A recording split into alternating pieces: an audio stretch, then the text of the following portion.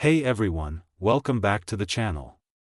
Today, we are going to explore why water and sodium tartrate dihydrate are commonly used as standards to calibrate Karl Fischer. Why use water as a primary standard? One of the biggest challenges with using water as a standard is actually the difficulty in accurately weighing very small amounts. Because water is highly volatile, even a slight variation or evaporation can impact the amount being measured. But when pure water is used correctly, it's highly accurate.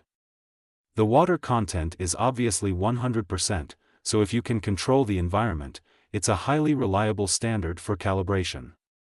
Many labs with advanced weighing equipment still use water as their primary calibration method when extreme accuracy is needed.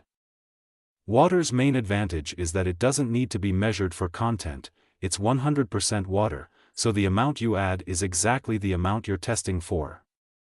This direct use of water allows for an immediate calibration of the Karl Fischer sodium tartrate dihydrate as a practical standard. Now, let's look at sodium tartrate dihydrate, a popular alternative to using pure water.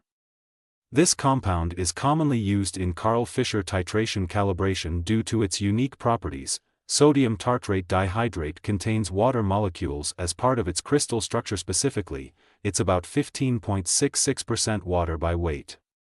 This water content is stable, which is key in calibration standards, since the water is part of the crystal structure.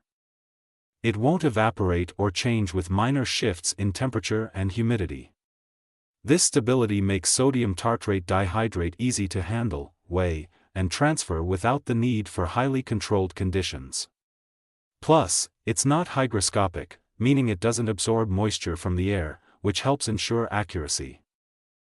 Comparing water and sodium tartrate dihydrate for Karl Fischer calibration, so why choose one over the other? Both have unique benefits, and labs may use either depending on the precision they need and the equipment available. Water is ideal when the highest accuracy is required and when conditions can be tightly controlled. Because it's 100% water, it's a perfect primary standard. However, it's not easy to handle without evaporation concerns, and labs need precise weighing equipment to use it effectively. On the other hand, sodium tartrate dihydrate is stable and easier to handle.